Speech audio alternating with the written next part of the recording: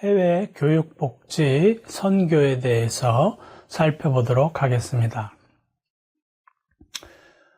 마태복음 28장 20절 말씀인데요. 내가 너희에게 분부한 모든 것을 가르쳐 지키게 하라.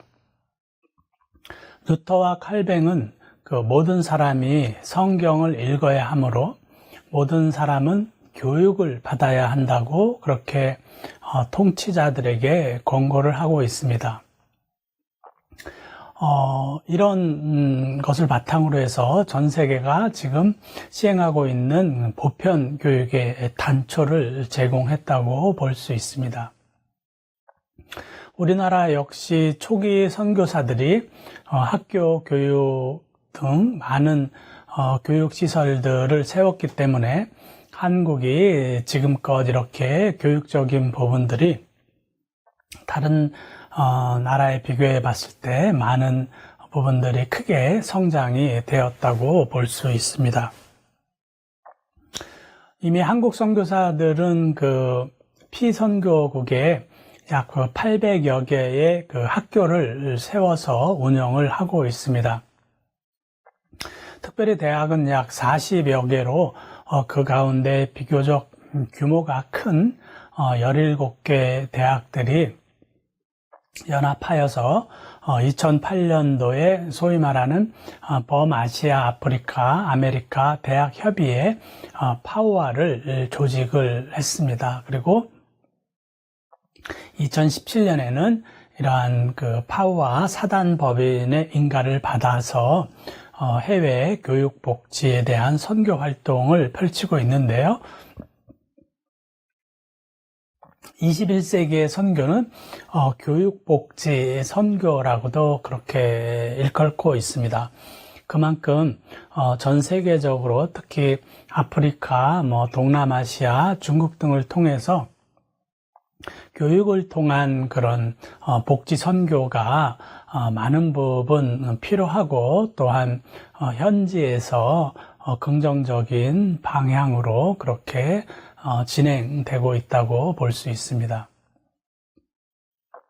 이러한 파우아의 주요 활동들을 살펴보면요. 먼저 파우아 대회들을 주기적으로 2년에 한 번씩 개최를 하고요. 또한 교육선교 포럼에서 파우아에 속해 있는 대학들이 선교 포럼들을 개최합니다. 또한 각 대학의 그 신임 교수들의 연수 교육을 자발적으로 하기 어려운 그런 상황들도 있어서 함께 파우아에서 신임 교수 연수 교육들도 담당하고요.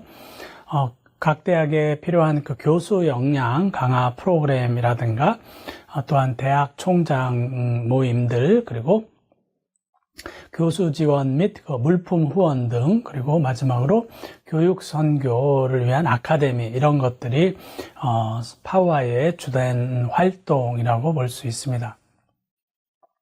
주요 그 참가 대학들을 보면요, 몽골의 몽골 국제대학이라든가 몽골 울란바토르 대학 그리고 캄보디아의 그 라이프 대학이라든가 캄보디아 예술대학, 우간다에 있는 쿠미 대학, 탄자니아 연합대학, 그리고 유라시아 대학, 키르기스탄, 그리고 중국 연변에 있는 연변과학기술대학, 그리고 평양과학기술대학 등 약 16개의 대학들이 참가하고 있습니다.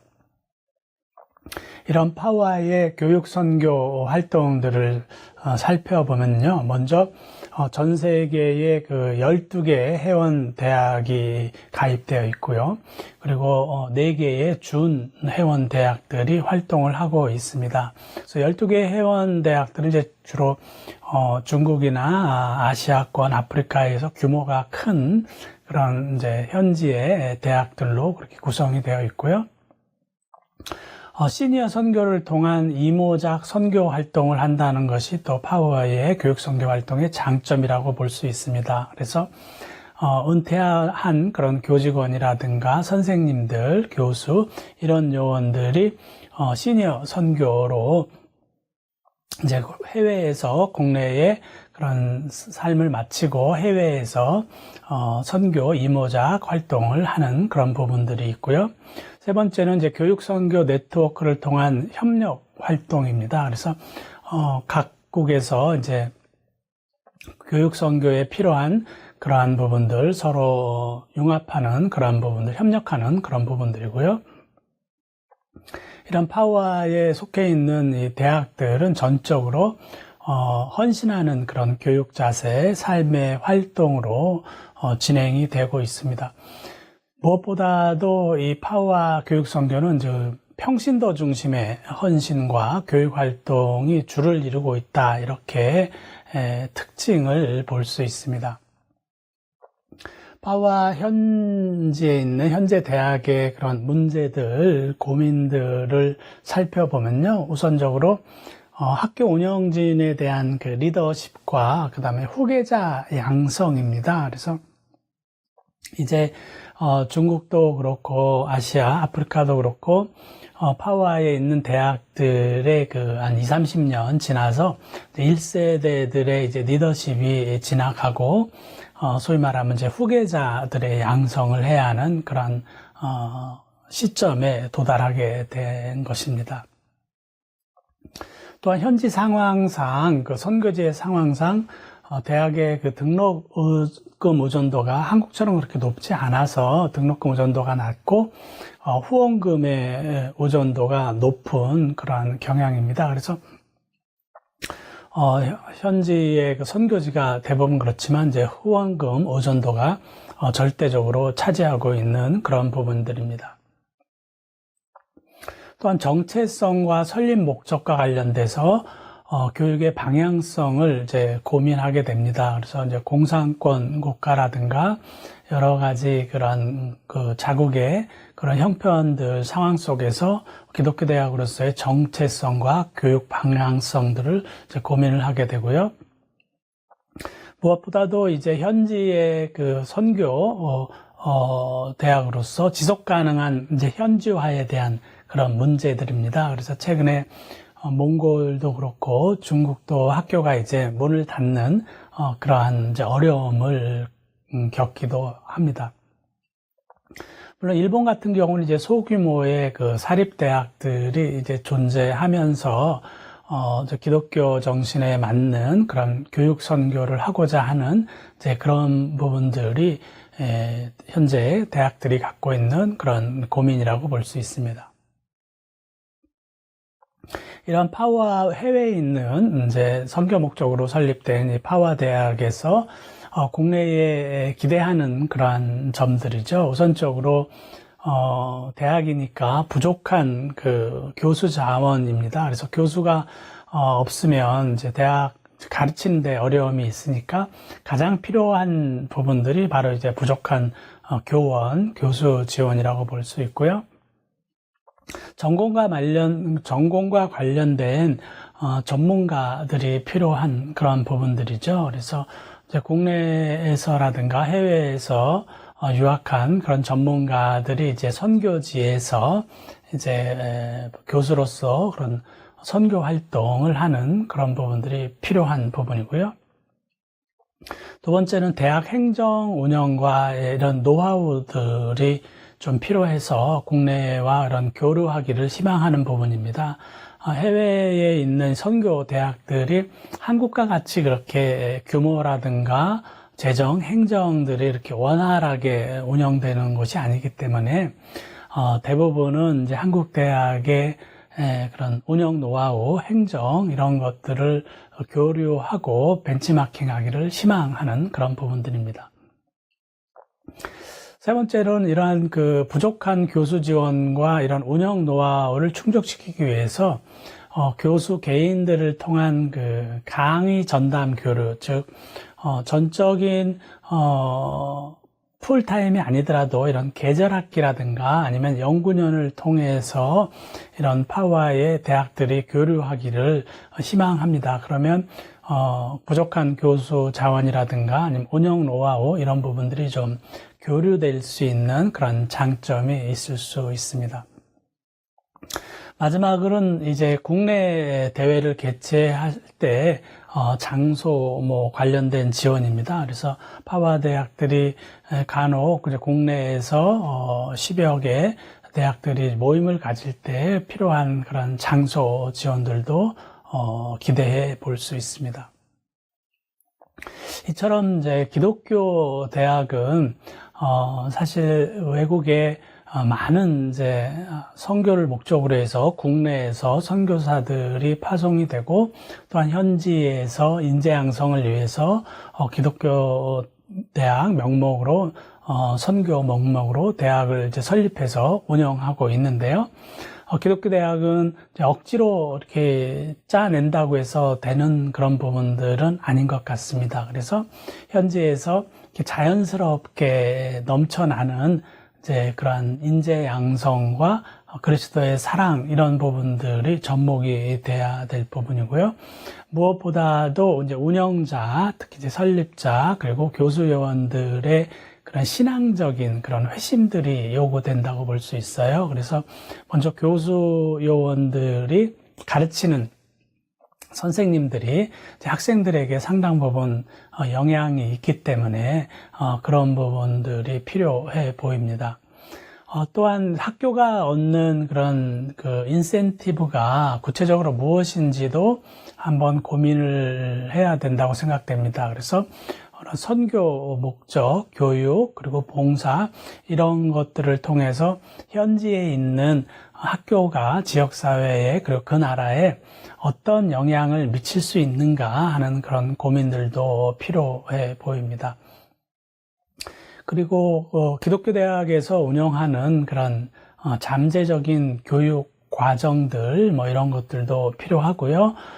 현지에 선교적인 목적이 있으니까 그런 교수 요원들, 학교 운영진들의 그런 경건 생활들, 이런 것들이 당연히 요구된다고 볼 수 있습니다.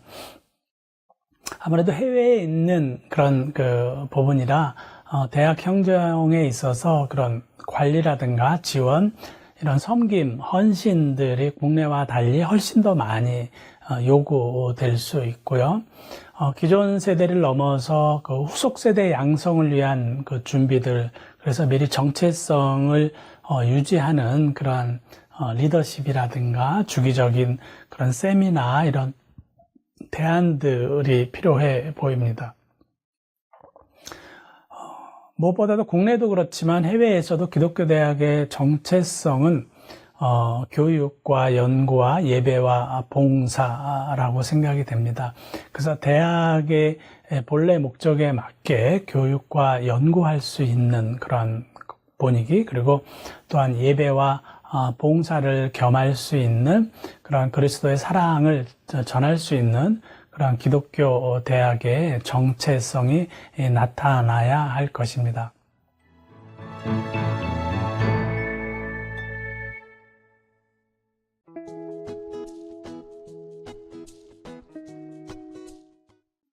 이러한 그 파와에 있는, 산하에 있는 가장 그동안 잘 운영되었다고 볼 수 있는 연변에 있는 중국 연변과학기술대학의 사례를 살펴보고자 합니다.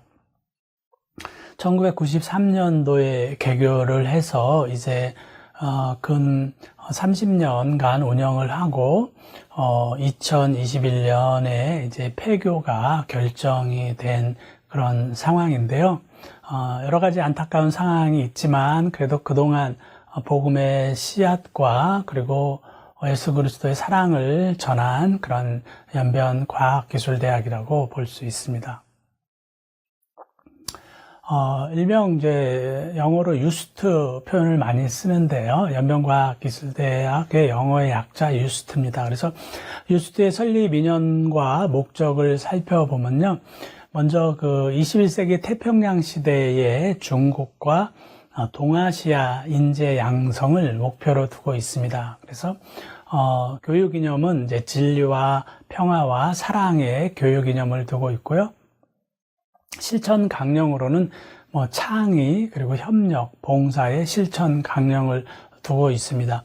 무엇보다도 이제 발전하는 그런 중국 사회에서 국제사회의 창의형 인재, 실무형, 그리고 인격형 인재 양성을 위해서 그동안 지금까지 노력을 해오고 있습니다.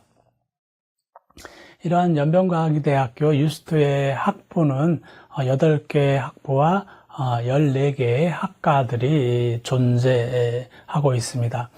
주로 이제 컴퓨터 전자통신학부와 그리고 상경학부, 생물화공, 재료기계자동공학, 그리고 건축예술, 그리고 서양어학부와 동양어학부, 그래서 조선어, 한국어, 이런 동양어학부가 있습니다. 그래서 유스트의 학부에 있는 이런 전공들은 중국 사회에 상당 부분 이제 영향을 미칠 수 있는 그런 과학기술이 주로 이렇게 구성이 되어 있고요.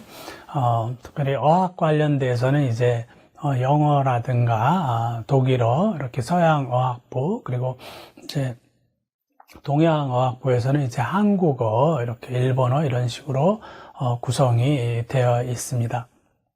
연변과학대학교 유스트는 과거에 지금까지 그래왔지만 약 10여 개국 이상의 자원봉사와 후원으로 그렇게 운영이 되었습니다. 주로 미국과 영국, 독일, 프랑스, 이태리 등 서양국의 지원으로 많이 행해졌고요. 국내에서는 90년대 초부터 해서 최근까지 이제 대형교회 위주로 많은 지원들이 이루어졌습니다. 그동안 이제 30여 년 동안 약 매년 400~500명 이상의 졸업생들을 배출해서 거의 한 2만 명 이상의 그 인재들을 중국 사회에 배출했고요. 주로 중국 현지에 선교사로 활동하는 그런 졸업생들도 많이 나타나게 되었습니다. 한편으로는 이제 졸업생들이 어느 정도 10년, 20년이 지나서 다시 이제 학교에 교수, 교직원, 요원들로 와서 소위 말하면 자신들이 받은 사랑을 다시 후배에게 전하는 그러한 아름다운 모습들도 나타나고 있는데요. 특징적인 부분들은 이제 외국에 있는 교원들, 중국 교원들을 제외하고 외국의 교원들은 이제 급여가 현실적으로 없습니다. 그래서 대부분 다 자국에서 선교사로 파송되어 왔거나 자원에서 자비랑 선교사로 활동을 하고 있기 때문에 교원들과 직원들은 대부분 다 중국에서 그런 제공되는 것이 아니라 자신들이 스스로 생활비라든가 체류비를 해결하는 그러한 부분들입니다. 그래서 언뜻 보면 한국에서 잘 이해가 되지 않을 수도 있는데 선교지고 또한 선교 목적으로 이해가 되면 또 그 부분이 타당해 보일 수도 있습니다.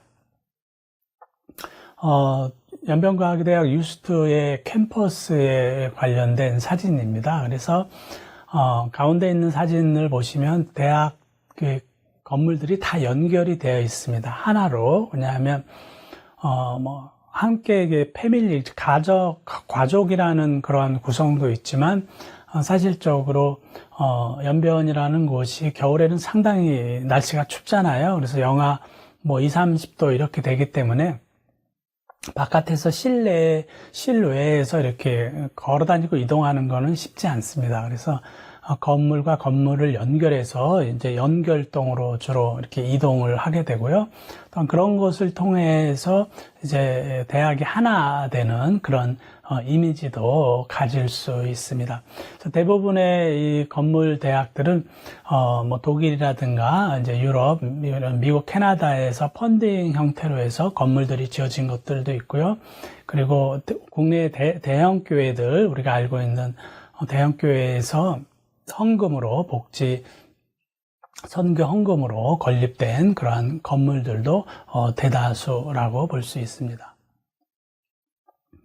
이러한 그 유스트의 특색을 살펴보면요, 먼저 그 세계화의 발판이 될 수 있는 이제 언어 교육으로 볼 수 있습니다. 그래서 중국이니까 당연히 중국어 하는 학생들이고요. 그리고 영어와 한국어 이렇게 3개 국어가 거의 공용어로 사용이 되고 있습니다. 그래서 4년 동안 중국어는 모국어니까 영어, 한국어 이렇게 사용이 되고요. 대체적으로 초창기에는 이제 조선족 학생들이 많이 있었는데, 지금까지는 이제 한족 학생들도 많이 늘어나서 거의 조선족보다 한족 학생들이 훨씬 더 많은 그런 상황입니다. 그래서 중국어와 영어, 한국어를 3개 국어를 공용으로 그렇게 배울 수 있는 그런 장점이 있고요. 또한 캠퍼스 안에 거의 다 함께 공동생활을 한다라는 그런 특이한 부분입니다. 그래서 재학생들이 약 400~500명 매년, 그래서 4년이면 한 2,000명이 넘잖아요. 그래서 재학생들 한 2,000여 명, 그리고 교직원들 한 300여 명이 교내 기숙사에서 함께 생활을 하게 됩니다.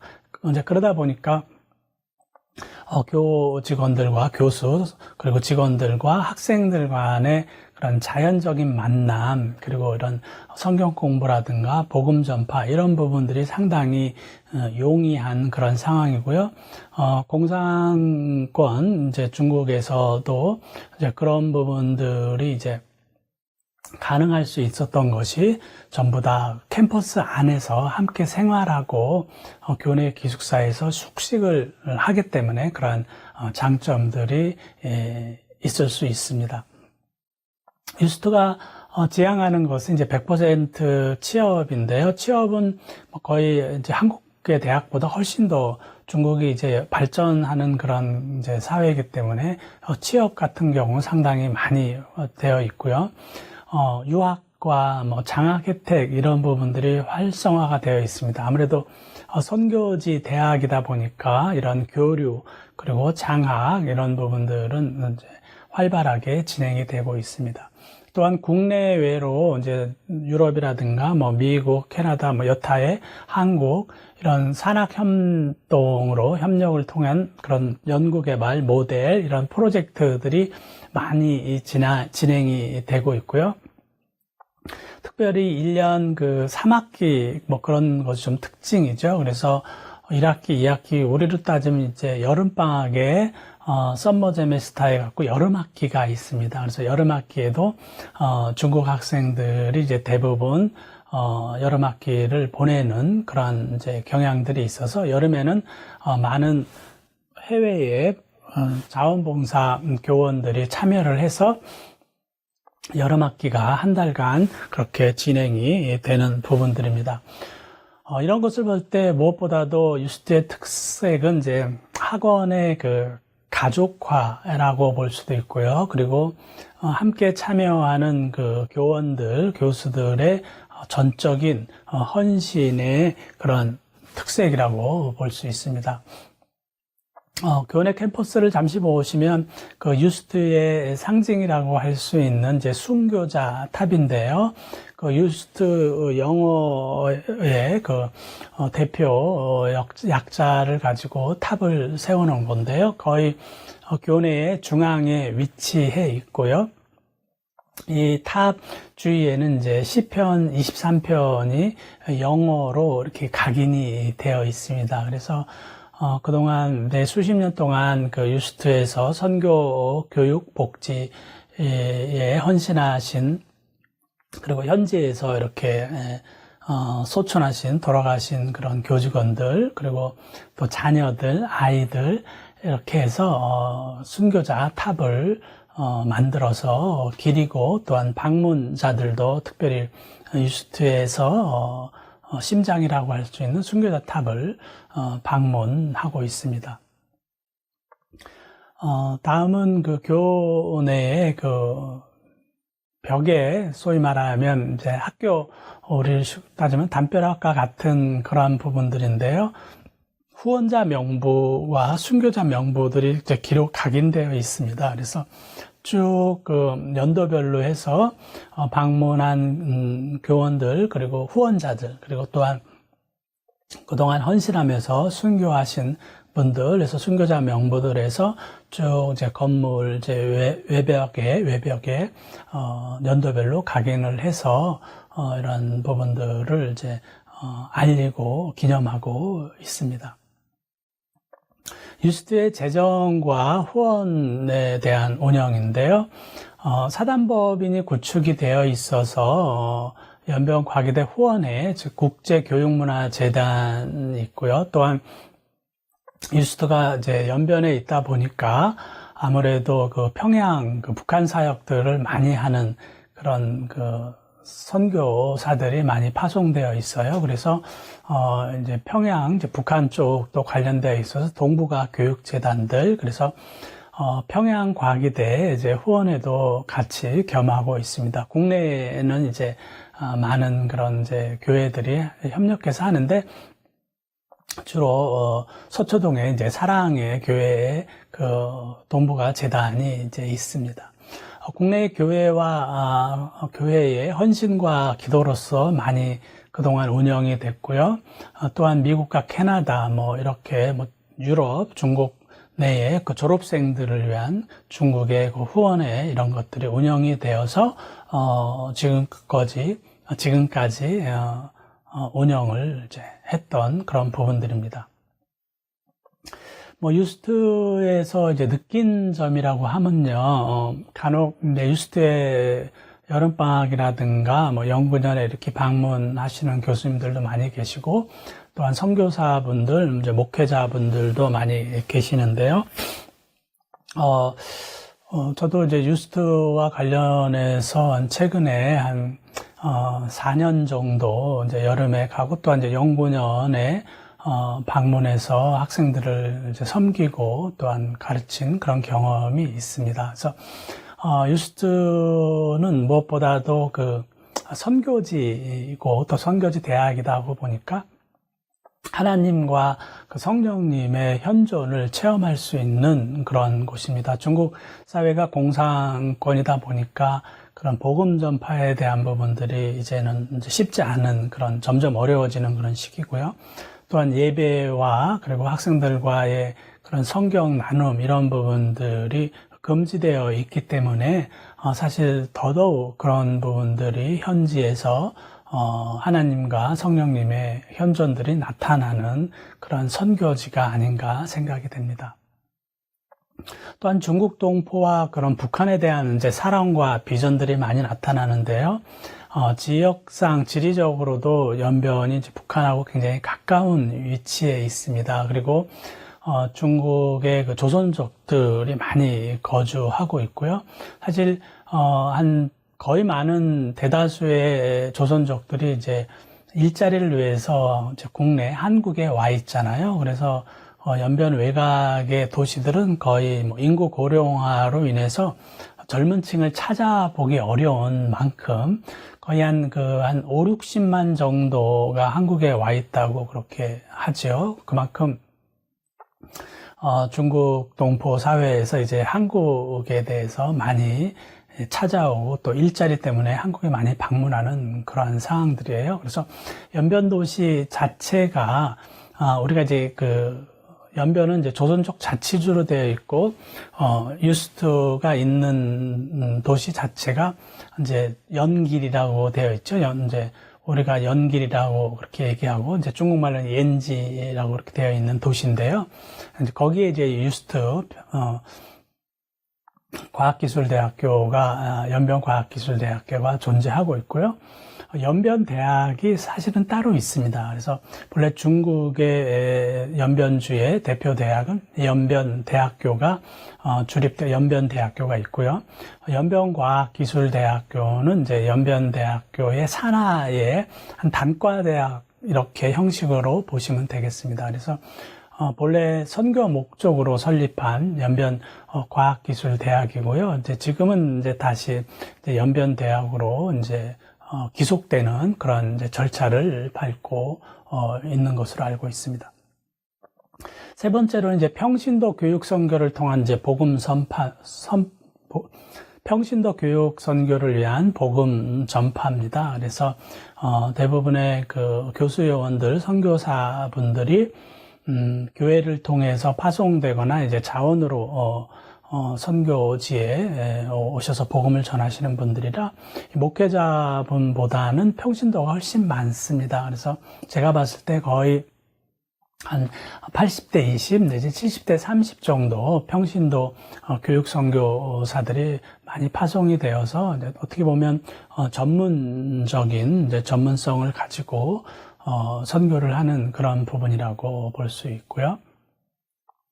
유스트는 말씀드린 대로 캠퍼스 생활을 통한 그 교수의 삶의 본보기가 학생들에게 잘 전달이 되어진다. 그래서 뭐 국내에도 그런 대학들이 몇몇 있기는 한데요.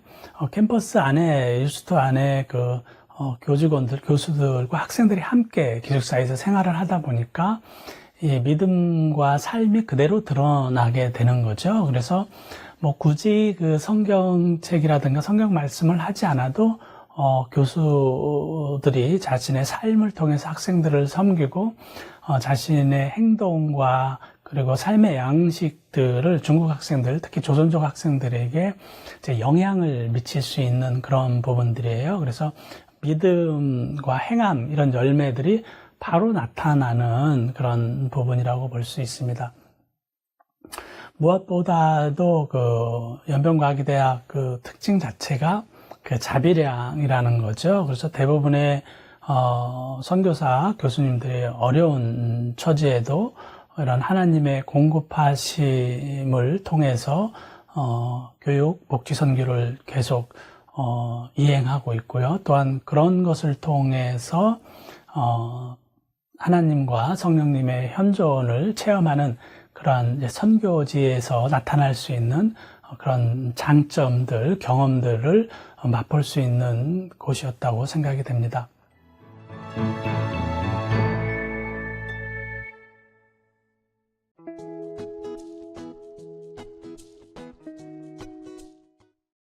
대학 캠퍼스 자체에는 그 예배당이 없고요. 중국 자체가 예배를 드릴 수 없도록 공식적으로 되어 있기 때문에 캠퍼스 밖에, 캠퍼스에서 좀 한 2km 떨어진 뒤에 보시는 것처럼 그 건물이 뒤에 조그맣게 보일 건데요. 그것이 이제 그레이스 채플이라고 볼 수 있어요. 그래서 학교 바깥에 떨어져 있는 공간에서 중국 정부에서 예배를 드릴 수 있도록 허가가 되어 있고요. 그것도 시간 제한도 있고 주일날 정확하게 시간과 장소 이런 부분들이 규정돼서 허가가 되어진 그런 부분들입니다. 조금 더 자세히 접근해 보면 이 그레이스 채플은 예배당 목적으로 지어진 게 아니라 본래 있던 건물, 즉 이쪽 자체가 연변과학대학에 위치한 곳 자체가 예전에 공동묘지였다고 합니다. 중국에. 그래서 굴뚝이 보일 텐데 그레이스 채플 교회 건물 자체가 옛날에 화장터 건물이었던 거예요. 그래서 이제 굴뚝으로 연기를 뿜어내는 그런 것이고, 초창기에는 그런 화장터에 대한 기구들이 그대로 존재했는데 이제 그런 부분들을 개조해서 예배 드릴 수 있는 공간들을 마련을 해서 매 주일 한국 교직원들이 예배 드리고요. 물론 중국 학생들이나 이제 중국 직원들은 참석할 수 없도록 되어 있습니다. 저기 법으로. 그래서 외국인들 교직원들이나 외부 한국인들만 이제 주일날 그레이스 채플에서 예배를 그렇게 드리도록 되어 있습니다. 네. 저는 연구년 때 이제 여름 썸머 제메스터에 한 2번 정도 가서 학생들을 섬기고 또한 그 교류하고 전도도 하고 그랬는데요. 주로 이제 연구년 때는 이제 2학기, 그래서 1학기와 여름 계절학기까지 함께 있었어요. 그래서 전체적으로 뭐 한 학기 내내 그 학교 운영이라든가 그리고 학생들 교류 그리고 연변 도시를 살펴볼 수 있는 그런 뭐 계기가 되었다고 볼 수 있습니다. 가장 뭐 인상에 남았던 것은 아무래도 이제 부활절 행사라고 볼 수 있어요. 그래서 연변과학기술대학이 그 기독교 대학이긴 하지만 사실 중국 대학이거든요. 그래서 그 안에서 뭐 기독교 프로그램을 자체적으로 공식적으로 할 수 있는 상황은 아니고요. 정해진 건물과 시간 외에 예배를 드릴 수 있는 것도 아니고, 물론 기숙사 내에서나 이제 외부에서 이제 소위 말하면 잘 드러나지 않게 이제 몰래 할 수 있는 그런 부분들은 여지는 남아 있습니다. 그래서 독일어과였기 때문에 독일에서 하는 그런 부활절 행사예요. 그래서 소위 말하면 부활절 아침에 해돋이 보기, 태양 떠오르는 부활절 아침에 해를 보는 그런 프로그램인데요.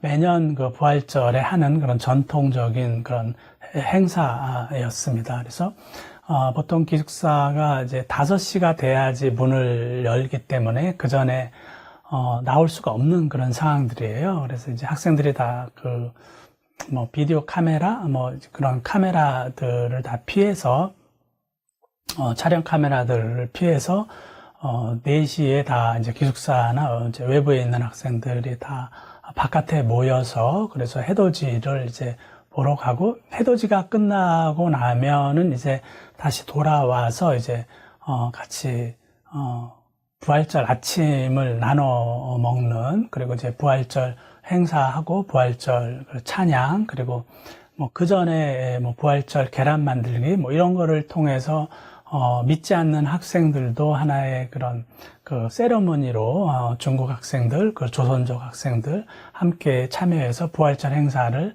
하는 그런 부분들인데, 아무래도 크리스마스, 성탄절처럼 이러한 그 부활절 행사들이 하나의 그 문화로 이렇게 받아들여지는 그런 분위기였습니다.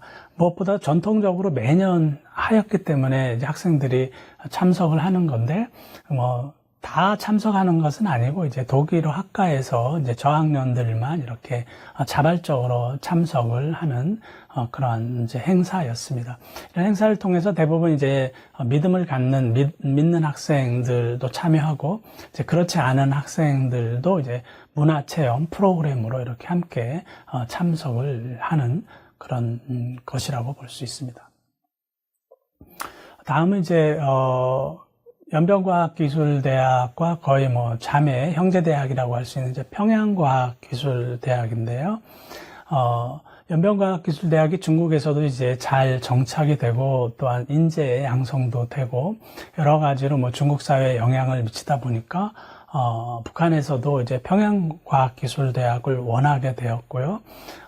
여러 가지 뭐 비하인드 스토리는 뒤로 하고, 연변과학기술대학과 평양과학기술대학은 상당히 밀접한 관계를 가지고 있습니다. 그래서 외부에서 오는 그 교수 요원들, 특히 이제 유럽이라든가 뭐 미국, 캐나다, 호주 이러한 교수님들이 연변과학기술대학에 일단 도착을 하고, 연변과학기술대학에서 어느 정도 정착이라든가 이제 방향성을 찾고 나면 뭐 가족이나 이제 부부들이 함께 평양과학기술대학에 가서 평양에서 이제 학생들을 가리키고 이렇게 하는 부분입니다.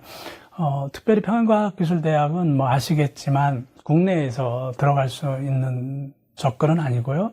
이제 외국의 국적을 갖고 있는 이제 한국인, 외국 국적이 있는 사람들만 주로 교수 요원들을 가게 되고요. 굉장히 타이트한, 소위 말하면 이제 캠퍼스 안에만 국한되어서 이제 학생들과 생활하게 되고요. 연변과학기술대학하고 좀 다른 게, 평양과학기술대학은 대학원 개념으로 생각하시면 되겠습니다. 그래서 어느 정도 전문가들 양성을 위한 그런 대학원 과정이고, 최근에는 이제 치과대학이라든가 이제 의과대학을 이제 설립을 해서 북한 내 평양의 그런 의료적인 사업, 이런 전문 사업들을 이제 하고 있습니다. 말씀드린 대로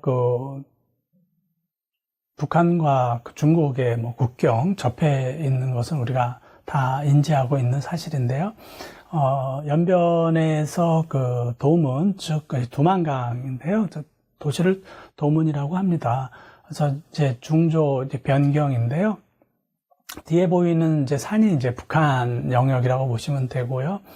바로 두만강이 이렇게 지류가 그렇게 넓지 않은 지류에서 이렇게 다리 건너서 바로 북한이 보이는 상황들이고요. 한겨울에는 많이 추우면 이제 강이 얼게 되면은 이제 우리가 영화에서 본 것처럼 북한에서 사실 중국에 이렇게 강 건너서 넘어올 수 있는 그런 상황이고, 한때 많이 2000년대 그리고 90년대 식량 사정으로 어려울 때, 북한에서 상당히 어려울 때 많은 이제 굶주린 그런 주민들이 중국으로 넘어와서 식량 문제를 해결하고 또한 돌아가고 뭐 그런 접경 지역이라고 볼 수 있습니다. 그러다 보니까 중국과 북한의 교류들이 좀 이렇게 활발하게 진행이 되어 있고요.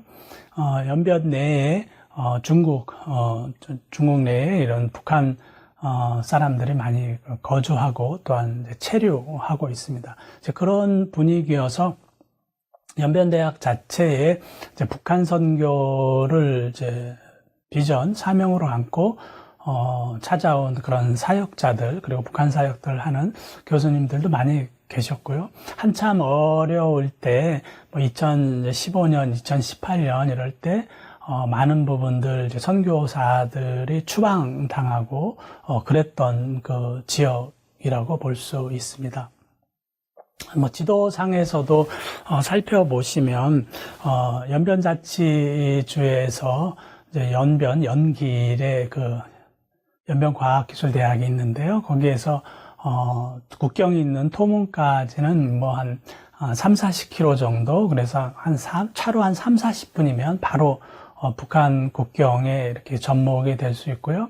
그래서 아무래도 그런 지리적인 그런 부분이 있어서 북한과 상당 부분 교류들이 많이 일어나고 있고요. 그런 탈북민 지원이라든가 북한 선교, 그리고 평양과학대학하고 연변과학대학하고의 그런 교류들 이런 부분들이 활발히 이루어져서 사실은 북한 주민에 대한 그런 복음 사역, 그리고 향후 통일을 준비하는 북한에 대한 그런 교류, 그리고 중국에 있는 우리 조선족들에 대한 그런 복음 사역, 이런 부분에서 상당 부분 그동안 많은 역할과 기여를 하지 않았나 그렇게 생각을 해봅니다. 뉴스트의 연변과학대학에서의 그런 함의점들을 좀 정리해 보면요. 먼저 기독교 해외 선교 대학으로서 영혼 구원과 복음 전파를 하였다는 것입니다. 그동안 거의 이제 30년 가까이 많은 중국 내에 특별히 이제 조선족 동포들에 대한 한국어 교육, 그리고 또한 전문성 교육, 전공 교육을 통해서 그들의 그런 인재 양성과 또한 영혼 구현, 복음 전파의 사역을 감당하였다고 볼 수 있고요. 이를 위해서 국내에 역량 있는 평신도 사역자들, 즉 평신도 선교사들이 많은 부분 그동안 20-30년 동안 헌신을 하였고요. 또한 거기서 순교한 그러한 사역자들도 더러 있습니다. 국내와 외국의 이런 MOU를 통해서 학생들이 중국 사회 자체가 폐쇄적이고 공산권이다 보니까 대학을 통한 이런 교환 학생들, 그리고 외국 생활 체류 경험, 이런 것들이 학생들에게 상당 부분 복음 전파하는데 잘 녹아 들어가고, 또한 영혼 구원 사역의 그런 접목점들이 그렇게 되는 부분들이어서 한국의 기독교 대학이라든가 한국의 일반 대학교, 유럽이나 미국의 대학교의 교환 학생과 외국 생활 체험을 통해서 중국 학생들, 한족이든 조선족이든 중국 학생들의 젊은 시절 20대에 열려있는 사고관과 또한 기독교 신앙을 받아들이는데 상당 부분 긍정적인 영향을 미쳤다고 볼 수 있습니다.